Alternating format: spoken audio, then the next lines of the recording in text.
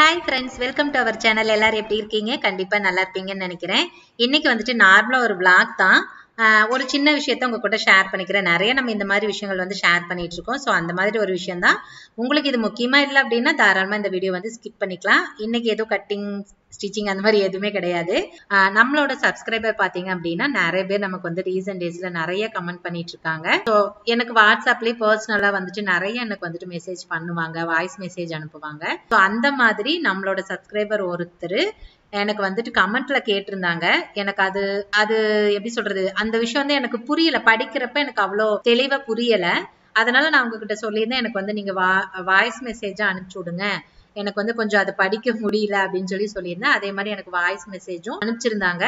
அவங்களுக்கு நான் வந்து சொல்யூஷன் சொல்லிட்டேன். அவங்க என்கிட்ட என்ன விஷயம் சொன்னாங்களோ அதுக்கு உண்டான சொல்யூஷன் வந்து நான் சொல்லிட்டேன். சோ அது உங்களுக்கு வந்து எல்லாரும் தெரிஞ்சுக்கணும். ஏன்னா நிறைய இந்த மாதிரி நிறைய விஷயம் நமக்கு நடந்துகிட்டு தான் இருக்கு. டெய்லர்ஸ்க்குன்னு இல்ல, நிறைய வேலைக்கு நிறைய வேலை செய்யறவங்களுக்கு இது நடக்குது. பட் டெய்லர்ஸ்க்கு அப்படின்னா இன்னும் நிறைய இந்த மாதிரி விஷயங்கள் நடந்துட்டு தான் இருக்கு. அதை நம்ம எப்படி ஃபேஸ் பண்ணணும், அதுல இருந்து எப்படி வெளியில வரணும் அப்படிங்கறத உங்களுக்கு நான் சொல்லிட்டு இருக்கேன். நிறைய அந்த மாதிரி நம்ம வந்து பேசிட்டு இருக்கோம். சோ அந்த வகையில இன்னைக்கு அவங்க என்ன சொன்னாங்களோ அதுக்கு வந்து நான் அவங்களுக்கு என்ன ரிப்ளை கொடுத்தேனோ அதை உங்களுக்கு கொடுக்குறேன். ஒருவேளை நீங்களும் இதே மாதிரி ஃபேஸ் பண்ணிருக்கீங்க ப்ராப்ளம் அப்படின்னா நீங்க தெரிஞ்சுக்கோங்க. அடுத்தது இந்த மாதிரி ப்ராப்ளம் வரப்ப அதை எப்படி சால்வ் பண்ணணும், அதை எப்படி ஓவர் கம் பண்ணி வரணும் அப்படின்னு தெரிஞ்சுக்கோங்க. சோ என்ன அப்படின்னு சொல்லிட்டு பாத்திரலாம். அதாவது அவங்க என்ன சொல்லியிருக்காங்கன்னு ஷார்ட்டா சொல்லிடுறேன். அவங்க ஒருத்தங்க வந்து துணி கொடுத்திருக்காங்க. சோ அவங்க யாருன்னு நான் சொல்லல. ஒரு கஸ்டமர் வந்து அவங்களுக்கு வந்து துணி கொடுத்திருக்காங்க, சுடி தைக்க கொடுத்திருக்காங்க. இத்தனைக்கும் அவங்க காலேஜ் பொண்ணு, சரிங்களா? சுடி தைக்க கொடுத்திருக்காங்க. ஒரு சுடி தைச்சிட்டாங்கன்னு நினைக்கிறேன். ஒன்னு தைச்சிட்டாங்க, மீதி 2 வந்து கையில இருக்கு போல இருக்கு. ஒன்னு தைச்சிட்டு வாங்கிட்டு போறப்ப அவங்க அதுக்கு வந்து அமௌண்ட் தரலையா. சரி மீதி 2 இருக்குல்ல, நம்ம அப்புறமா வாங்கிக்கலாம்னு அவங்களும் விட்டுட்டாங்க. வாங்கிட்டு போயிட்டாங்களாம். வாங்கிட்டு போயிட்டு அடுத்த நாளே ஏதோ அவங்க வந்து கால் பண்ணி சொல்லியிருக்காங்க, இந்த மாதிரி துணி வந்து தைக்க வேண்டாம், நான் அப்புறமா தைச்சுக்கிறேன், இருக்கட்டும், நான் சொல்றப்ப தைங்க அப்படின்னு சொன்னாங்களாமா. சரின்னு இவங்களும் விட்டுட்டாங்களாமா. அப்புறம் மறுபடியும் போன் பண்ணி சரி நீ கொஞ்சம் மெதுவா தைச்சிருங்க அப்படின்னு சொல்லி கொஞ்சம் லேட்டா தைச்சு கொடுங்க அப்படின்னு சொல்லியிருக்காங்க. அப்புறம் இவங்க வந்து சரி அவங்க தைக்க சொல்லிட்டாங்கல்ல, எப்ப தைச்சாலும் நம்ம தானே தைக்க போறோம் அப்படின்னு சொல்லிட்டு அவங்களுக்கு டைம் இருந்திருக்கு போல இருக்கு. அந்த சுடி அவங்க தைச்சு வச்சுட்டாங்க. இப்ப என்ன பிரச்சனை அப்படின்னா, அந்த பொண்ணு திரும்ப வந்து கேட்டிருப்பாங்க போல இருக்கு, இந்த மாதிரி சுடி கேட்டிருக்காங்க. இவங்க சொல்லியிருக்காங்க இல்ல நான் வந்து ஸ்டிச் பண்ணி வச்சுட்டேன் அப்படிங்காட்டியும் அவங்க ஒரு மாதிரி ரூடா பேசியிருக்காங்க. அவங்க சொல்றாங்க, அக்கா நான் வந்து கல்யாணம் ஆனவங்க தான், எனக்கு ஓரளவுக்கு ஏஜ் ஆயிடுச்சு. சோ என்னாலயே வந்து அவங்கள வந்து ஃபேஸ் பண்ண முடியல. அந்த பொண்ணு சின்ன பொண்ணு, காலேஜ் படிக்கிற பொண்ணு தான்.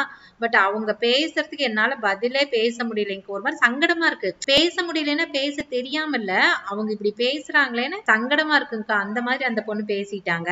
என்ன அப்படின்னா, நான் தைக்கவே சொல்லல, உங்களுக்கு காசு வேணுங்கிறதுக்காக நீங்க தைச்சிட்டீங்களா, யாருக்கு எடுத்து தைச்சீங்க, நான் தான் வேண்டான்னு சொன்னேன்ல அப்படின்னு கேட்டிருக்கா. அப்புறம் இவங்க சொன்னாங்க, இல்லையா நீங்க தான் மறுபடியும் போன் பண்ணி இல்ல தைச்சிருங்க, கொஞ்சம் லேட்டா தைங்கன்னு சொன்னீங்கல்ல, அதனாலதானே சரி எப்ப தைச்சாலும் நம்ம தானே தைக்க போறோம் அப்படின்னு சொல்லிட்டு கொஞ்சம் இப்ப டைம் ஃப்ரீயா இருந்துச்சு, அதனால இப்பவே தைச்சலாம் அப்படின்னு சொல்லி நான் தைச்சிட்டேன். நீ தைக்க வேணாம்னு சொன்னா நான் எதுக்கு தைக்க போறேன் அப்படின்னு சொல்லியிருப்பாங்களாட்டு இருக்குது.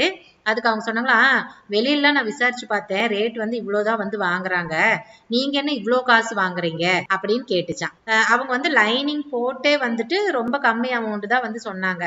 இவ்வளவுதாங்க நான் வாங்குறேன், இத்தனைக்கும் அவங்க வந்து வீட்டுல இருந்துதான் வந்து ஸ்டிச் பண்ணிட்டு இருக்காங்க, அதனால அவங்க அதுக்கு தகுந்த ரேட்டு தான் வாங்குறாங்க, எப்படி நீங்க வந்து இவ்வளவு காசு வாங்குறீங்க அப்படின்னு சொல்லி பேசியிருக்க மாட்டேங்குது. அதுக்கு அவங்க சொல்லியிருக்காங்க, நான் கம்மியா தான் காசு வாங்குறேன், எனக்கு அது தெரியும், ஏன்னா நான் வீட்டுல இருந்து செய்யறேங்கிறதுனால சரி பரவாயில்ல போதும் அப்படின்னு சொல்லிட்டு தான் நான் வாங்கிட்டு இருக்கேன். அப்படி ஒரு வேளை உனக்கு ரேட்டு எச்சுன்னு தெரிஞ்சா நீ முன்னாடியே விசாரிச்சுட்டு தானே கொண்டாந்து கொடுத்துருக்கணும், விசாரிக்காம உன்னை யார் கொடுக்க சொன்னாங்க அப்படின்னு சொல்லி இவங்களும் பேசியிருக்காங்க. பேசாம இல்ல, இவங்களும் பேசியிருக்காங்க. ஆனாலும் அந்த பொண்ணு எப்படி சொல்றது, ஒரு மாதிரி எப்படி சொல்றதுன்னா புரிஞ்சுக்காம ஒரு மாதிரி அது அந்த ஏஜுக்கு மீறி அது வந்து பேசியிருக்குன்னு வச்சுக்கோங்களேன், வயசுக்கு மீறி பேசியிருக்கு. அவங்களுக்கு அப்படியே ஷாக் ஆயிடுச்சா, இந்த மாதிரி படிக்கிற பொண்ணெல்லாமா இப்படி பேசும் அப்படின்னு சொல்லி ரொம்ப ஷாக் ஆயிட்டாங்களாமா. அப்படியே ரொம்ப மனசு கஷ்டமா இருந்துச்சுங்கக்கா, எனக்கு என்ன பண்றதுன்னே தெரியல, நான் வேற ஒரு சுடி காசும் வாங்கல, இதையும் தைச்சு வச்சுட்டேன், அவங்க வந்து வாங்கவும் இல்ல, இத்தனைக்கு இதுவும் போன்ல தான் பேசியிருப்பாங்க போல இருக்கு, நேர்ல வந்தாங்களா போன்ல பேசினாங்களா தெரியல, மொத்தத்துல பேசியிருக்காங்க, எனக்கு ரொம்ப கஷ்டமா இருக்கு அப்படின்னு சொல்லிட்டு நம்ம வீடியோ பார்த்திருக்காங்க.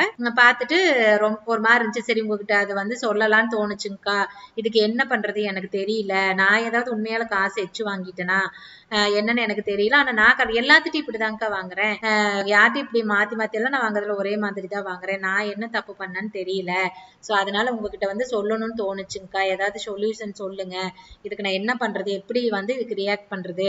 அவங்க வீட்டுல வந்து அவங்க வீட்டுக்காரர் வந்து சத்தம் போட்டாங்களா, அதுதான் சொல்றது, இந்த மாதிரி வேலை எல்லாம் செஞ்சா தேவையில்லாம் இந்த மாதிரி பிரச்சனை எல்லாம் வரும்னு சொல்லிட்டு நீ ஒன்னும் துணியும் தைக்க வேண்டாம் ஒன்னும் தைக்க வேண்டாம் கம்மன் இருன்னு சொல்லி அவரு பேசியிருப்பார் போல இருக்கு. சோ நிறைய வீட்டுல பாருங்க ஜென்ஸுங்களே எப்படி நம்மளுக்கு சப்போர்ட் பண்றாங்கன்னு சொல்லிட்டு அவங்க ஸ்ட்ராங்கா நிக்கணும், நீ ஸ்ட்ராங்கா எதுக்கு வந்து பயந்துக்கிற அப்படின்னு அவங்க சொல்லணும். பட் ஏன்னா யாரா இருந்தாலும் என்ன சொல்லுவாங்க, நமக்கு எதுக்கு பிரச்சனை அப்படிங்கிற மாதிரி தானே யோசிப்பாங்க. சோ அப்படின்னு அவங்க வேற வீட்டுல சத்தம் போட்டிருப்பாங்க போல இருக்கு. அப்புறம் அப்படின்னு சொல்லி எனக்கு வந்து வாய்ஸ் மெசேஜாவே நான் சொன்ன மாதிரி எனக்கு வாய்ஸ் மெசேஜ் அனுப்பிச்சு விட்டுருந்தாங்க. அப்புறம் நான் பார்த்துட்டு ஃப்ரீயா இருக்கிறப்ப அவங்களுக்கு ரிப்ளை பண்ணியிருந்தேன். நான் என்ன சொல்லியிருந்தேன் அப்படின்னா, நீங்க எதுக்கு பயந்துக்கிறீங்க, நீங்க எதுக்கு வந்துட்டு ஒரி பண்ணிக்கிறீங்க, அவங்க சொல்லி துணி கொடுக்கறவங்க தைக்கணுங்கிறதுக்காக தானே கொடுத்தாங்க, அப்புறம் தைக்க வேண்டாம் அப்படின்னா வந்து வாங்கிட்டு போயிருக்கோணும். ஒரு துணி தைச்சாச்சு இல்ல காசு வச்சு உண்டுனாவே இருக்கட்டும், நீங்க அப்படியே ஒரு சுடிதாருக்கு 5000 ரூபாய் கூட வாங்குங்க, வாங்குறதாவே இருந்தா கூட தைச்ச சுடிதார் காசு கொடுத்து போட்டு துணி வாங்கிட்டு போக வேண்டியதானே, அப்புறம் எதுக்கு வந்துட்டு அவங்க விட்டு வச்சிருக்காங்க வேண்டான்னு சொல்லிட்டு. அப்ப துணியை கொடுத்து போட்டு நீ தையுங்கிறதும் தைக்க வேண்டாங்கிறது என்ன அவி இஷ்டத்துக்கு நாம வேலை செஞ்சுட்டு இருக்க முடியுமா, அப்படியெல்லாம் செய்ய முடியாது. அதனால நீங்க அதுக்கெல்லாம் எதுவுமே வந்து ஃபீல் பண்ணாதீங்க, நீங்க போல்டா இருங்க, உங்க வேலையில நீங்க கரெக்டா இருக்கிற பட்சத்துல நீங்க போல்டா இருங்க, போல்டா வந்துட்டு அவங்களுக்கு பதில் சொல்லுங்க.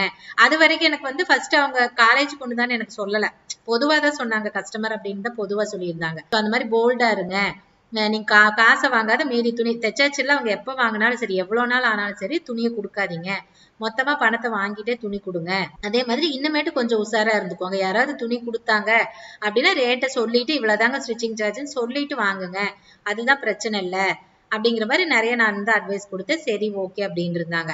அப்புறமா தான் கடைசியா தான் சொன்னாங்க, அக்கா அந்த மாதிரி அந்த பொண்ணு காலேஜ் பொண்ணுங்கக்கா, காலேஜ் படிக்கிற பொண்ணு, ஆனா அந்த பொண்ணு இப்படி பேசணும்னு எதிர்பார்க்கவே இல்லை, அது வயசுக்கு மீறி ஒரு மாதிரி பேசிடுச்சுங்கக்கா, எனக்கு ரொம்ப சங்கடமா போயிடுச்சு, நம்ம இவ்வளவு வயசுக்கே நம்ம வந்து இப்படி இருக்கோம், அந்த பொண்ணு சின்ன பொண்ணு எப்படி பேசுது பாருன்னு ரொம்ப கஷ்டமா இருந்துச்சுங்கக்கா அப்படின்னு. அப்புறம் தான் தெரிஞ்சது காலேஜ். அப்ப நான் சொன்னேன், எங்க சின்ன புள்ள அந்த புள்ளைய அவ்வளவு தூரம் பேசுறப்ப நீங்க ஏங்க பயந்துக்கிறீங்க, நீங்க தாராளமா தைரியமா பேசுங்க, நேர்ல வந்ததுன்னா திட்டே விடுங்க, ஒண்ணும் பயல, நாம எதுக்கு பயந்துக்கோன்னு அப்படின்னு சொல்லி அப்புறம் பேசினேன். சரி ஓகேங்க, அப்ப இப்பதான் எனக்கு உண்மையாலும் ரொம்ப ஒரு மாதிரி லேசா இருக்கு, எனக்கு சங்கடமா இருந்துச்சு, எப்படிடா வந்து பேசுறது எப்படி ஃபேஸ் பண்றதுன்னு எனக்கு தெரியல, ரொம்ப ஒரு மாதிரி கஷ்டமா இருந்ததுங்கக்கா, இப்ப உங்ககிட்ட சொன்னதுக்கு அப்புறம் நீங்க சொன்னதுக்கு அப்புறம் எனக்கு ஒரு மாதிரி தைரியமா இருக்கு, சரி வரட்டும்க்கா நான் பேசிக்கிறேன் அப்படின்னாங்க. அப்புறம் சரி ஓகே. அப்புறம் அதே மாதிரி அவங்க 2 நாள் கழிச்சு அப்புறம் எனக்கு வந்து இது ரிப்ளை மறுபடியும் மெசேஜ் பண்ணியிருந்தேன், இந்த மாதிரி அவங்க பக்கத்துல இருக்கிறவங்க தான் வந்து ரெஃபர் பண்ணியிருப்பாங்க போல இருக்கு. அப்புறம் அவங்களே வந்து சாரிப்பா நான் இந்த மாதிரி ஆளை வந்து ரெஃபர் பண்ணிட்டேன், எனக்கும் தெரியாது அந்த பொண்ணை பத்தி, அந்த பொண்ணு எங்கிட்ட சொல்றப்பவே ஒரு மாதிரி ரூடா தான் பேசுது, அப்புறம் தான் தெரிஞ்சது தப்பு அந்த பொண்ணு மேலதான் இருக்குதுன்னு சொல்லிட்டு, சரி சாரி தெரியாம நான் வந்துட்டு இந்த மாதிரி கஸ்டமர் உனக்கு அனுப்பிச்சிட்டேன், இனிமேட்டுக்கு நான் பார்த்து கஸ்டமர் இது பண்றேன். அப்புறம் அந்த பொண்ணு நேர்ல வாங்குறதுக்கு வரலையா, பணத்தை கொடுத்து விட்டு இவங்களை வாங்கிட்டு வர சொல்லிடுச்சு, அதாவது பக்கத்து வீட்டுக்காரரை வாங்கிட்டு வர சொல்லிருச்சான். அப்புறம் சரின்ட்டு கொடுத்துட்டேன் அப்படின்னு சொல்லி சொன்னாங்க. சரி நமக்கு என்னத்துக்குங்கக்கா, எப்படியோ மொத்தத்துல நமக்கு தைச்ச காசு வந்தா சரிதான் அப்படின்ட்டு கொடுத்துட்டேன் அப்படின்னு சொல்லி அப்புறம் அவங்க எனக்கு வந்து ரிப்ளை பண்ணியிருந்தாங்க, மறுபடியும் மெசேஜ் பண்ணியிருந்தாங்க. சோ இதுல என்ன நான் சொல்ல வரேன் அப்படின்னா, நம்ம ஒரு கஸ்டமரை பத்தி சொல்றப்ப அவங்களுக்கு எவ்வளவு கோவம், நீங்க எப்படி என்னை பத்தி அப்படி சொல்லலாம், நான் அப்படியா பண்றேன் இப்படியா பண்றேன் அப்படி இப்படின்னு எவ்வளவு வந்து பேசுறாங்க. அப்ப இந்த மாதிரி இன்னும் நடந்துகிட்டு தான் இருக்கு. நான் அதாவது இவங்க இப்ப என்கிட்ட சொல்லிட்டாங்க, நான் உங்களுக்கு வந்து சொல்லியிருக்கேன், இந்த மாதிரி சொல்லாம எத்தனையோ பேர் வந்து மனசுல வச்சுட்டு தான் இருப்பாங்க. சோ அப்படிங்கிறப்போ அவங்க எப்படி வந்து நான் எதுவுமே தப்பு பண்ணல அப்படிங்கிற மாதிரி பேசுறதா எனக்கு ரொம்ப கஷ்டமா இருக்கு. சோ இதுக்கு முன்னாடி என்னோட ஸ்டூடெண்ட் ஒருத்தர் இதே மாதிரிதான் ஃபேஸ் பண்ணாங்கன்னு நான் சொல்லியிருந்தேன். சோ அதே மாதிரிதான் பாருங்க எவ்வளவு பேர் இந்த மாதிரி பண்றாங்கன்ட்டு. ஏன் இப்படி பண்றீங்க, இப்ப துணி கொடுக்கறதுக்கு முன்னாடி அந்த கடையில நல்லா தைப்பாங்களா, காசு எவ்வளவு வாங்குறாங்க, கூலி விசாரிச்சுக்கிட்டு அது உங்களுக்கு கம்ஃபர்டபுளா இருந்தா மட்டும் கொடுங்க. உங்களுக்கு அவங்க வாங்குறது எச்சுன்னு தெரிஞ்சதுன்னா கொடுக்காதீங்க. உங்க வசதிக்கு நீங்க கம்மியா கேட்கிற காசை யார் தைச்சு கொடுக்குறாங்களோ அவங்கிட்ட கொடுத்து தைச்சுட்டு போங்க. ஏன் வேலை செய்யறவங்கள தொந்தரவு பண்றீங்க, அதுதான் என்னுடைய கேள்வி. இங்க நம்ம கிட்ட வரவங்க எல்லாருமே புதுசா வந்தாங்கன்னா கூலி எவ்வளவுன்னு கேட்டுருவாங்க, கேட்டுட்டு ஓகே அப்படின்னா கொடுப்பாங்க, இல்லைன்னா அவங்க வரவே மாட்டாங்க போயிருவாங்க. எனக்கு அது பிரச்சனையே கிடையாது. ஏன்னா நான் யாருக்கும் சும்மா தைச்சு இங்க சர்வீஸ் எல்லாம் நாங்க யாருமே பண்றது இல்லை, எல்லாமே அவிய குடும்பத்துக்கு சோத்துக்கு தான் உழைக்கிறோம். ஒன்னும் அப்படியே கோடி கணக்குல இதுல சம்பாதிச்சு பெரிய பில்டிங் எல்லாம் வாங்கி லட்சாதிபதிய கோடீஸ்வரி எல்லாம் யாருமே ஆக முடியாது.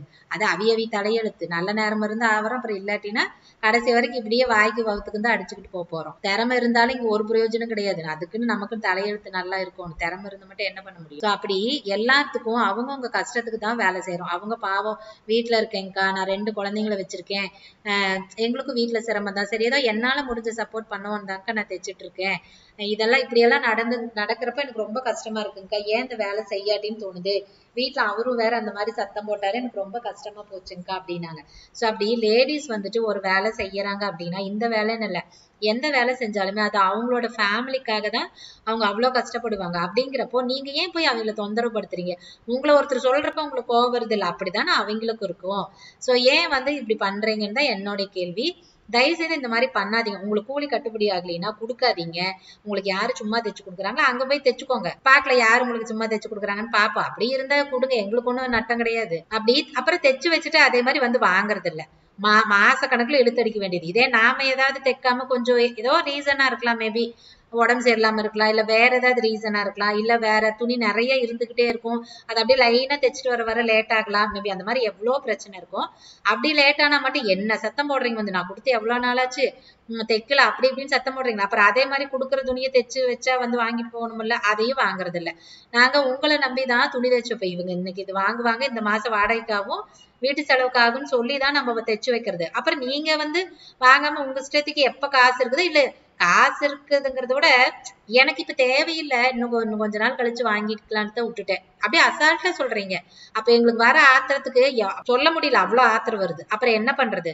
நாங்க ஆத்திரத்தை கொண்டு போய் எங்க கொட்ட முடியும்? அப்புறம் எங்க ஆத்திரத்தை ஒரு நாளைக்கு நாங்க வெளியில வந்துட்டு சொல்லதான் போறோம். அப்புறம் சொன்னா மட்டும் என்னை பத்தி சொல்லிட்டீங்க, அப்படி சொல்லிட்டீங்க, இப்படி சொல்லிட்டீங்கன்னு சண்டைக்கு வேற வரீங்க. சாமி, எல்லாம் அவியவி வேலையை அவியவி கரெக்டா செஞ்சா யாரும் யாரை பத்தி குறை சொல்ல போறது இல்ல. அவங்கவுங்க வேலை ஸ்மூத்தா நடந்துகிட்டே இருக்கும். உங்க தேவைக்குதான் நீங்க எங்களுக்கு வரீங்க, அதே மாதிரி எங்க தேவைக்குதான் நாங்க உங்களுக்கு தைச்சு கொடுக்குறோம். யாரும் யாருகிட்டையும் சும்மாவும் காசு கொடுக்கறது இல்ல, நாங்க சும்மாவும் தைச்சு கொடுக்க போறது இல்ல. சரியா? தயவு செய்து கஸ்டமர்ல நிறைய பேர் இன்னும் இந்த மாதிரி இருக்கீங்க, அவங்க எல்லாம் மட்டும் தயவு செய்து மாறிக்கோங்க. ஏன்னா நல்ல கஸ்டமர் 1000 பேர் வராங்க. அதெல்லாம் விட இந்த 1-2 கஸ்டமர் இப்படி டென்ஷன் படுத்துறதா மண்டையில அப்படியே ஓடிக்கிட்டே இருக்கும், பைத்தியம் முடிச்ச மாதிரி இருக்கு வேலை செய்யறோம். அதனால தயவு செய்து இந்த மாதிரி இனிமேட்டு பண்ணாதீங்க. முடிஞ்ச அளவுக்கு மத்தவங்களை தொந்தரவு கொடுக்காம ஒரு லைஃப் வாழ்றதுக்கு பழகிக்கோங்க. சரியா? சரி, ஓகேங்க. இன்னைக்கு வந்து இந்த விஷயத்தை தான் உங்க கூட ஷேர் பண்ணிக்கணும் அப்படின்னு நினைச்சேன். ஏன்னா ரொம்ப எனக்கு வந்து அது சொன்னதுக்கு அப்புறம் ரொம்ப கஷ்டமா இருந்துச்சு. நிறைய இதுக்கு முன்னாடியே நான் பேசணும்னு நினைச்சிருந்தேன், அப்புறம் நிறைய வீடியோ போட்டுட்டே இருந்தோமா, அதனால இது அப்படியே நின்னு போச்சு. ஸோ அதனாலதான் இன்னைக்கு இந்த வீடியோ போட்டிருக்கேன். ஸோ கண்டிப்பா இந்த மாதிரி நீங்க யாரெல்லாம் வந்து ஃபேஸ் பண்ணிருக்கீங்க, இன்னும் ஃபேஸ் பண்ணிட்டு இருக்கீங்க, யாரா இருந்தாலும் சரி, உங்க வேலையில நீங்க கரெக்டா இருக்கீங்க அப்படின்னா போல்டா நில்லுங்க. யாருக்கிட்டையும் வளைஞ்சு கொடுக்காதீங்க. எதுக்கு வளைஞ்சு கொடுக்கணும்? நம்ம செய்யற வேலைக்கு தான் காசு வாங்குறமே தவிர யாரும் நம்மளுக்கு சும்மா தூக்கி கொடுக்க போறது கிடையாது. சரிங்களா? அதே மாதிரி நாமளும் யாருக்கும் சும்மா தைச்சு கொடுக்க போறது இல்லை. ஏன்னா இதுதான் நம்மளுக்கு தொழில்.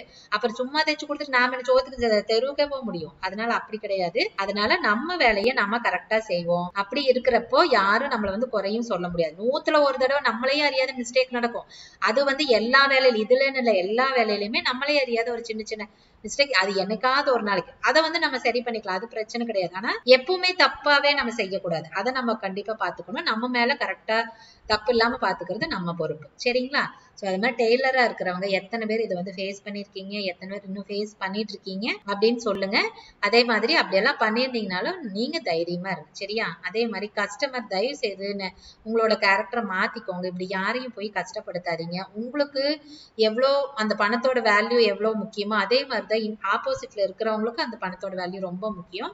அதை தெரிஞ்சுக்கோங்க. அதை புரிஞ்சுக்கிட்டீங்கன்னாவே இந்த பிரச்சனை வரவே வராது. சரி, ஓகேங்க. இன்னைக்கு வீடியோக்கு இந்த விஷயத்தை தான் நான் உங்க கூட ஷேர் பண்ணிக்கணும்னு நினைச்சேன், வேற ஒண்ணும் இல்ல. இந்த வீடியோ பிடிச்சிருந்துச்சுன்னா வீடியோ லைக் பண்ணிக்கோங்க. சோ இதே மாதிரி இன்னும் நிறைய வந்துட்டு டிப்ஸோட பிளவுஸ் கட்டிங், ஸ்டிச்சிங், சோ இந்த மாதிரி நிறைய விஷயத்த நீங்க வந்து தெரிஞ்சுக்கணும் அப்படின்னு நினைச்சீங்க அப்படின்னா நம்ம சேனல் சப்ஸ்கிரைப் பண்ணிக்கோங்க. பக்கத்துல பாருங்க ஒரு பெல் ஐக்கன் இருக்கும், அதையும் தட்டி விட்டுருங்க. சோ அப்பதான் நான் எப்ப வீடியோ போட்டாலும் உடனே உங்களுக்கு நோட்டிபிகேஷன் வந்துடும். சோ வீடியோஸை மிஸ் பண்ணாம பார்க்க முடியும். சரி, ஓகேங்க. இந்த வீடியோக்கு அவ்வளவுதான். நம்ம இன்னொரு வீடியோல மீட் பண்ணலாம். பாய்.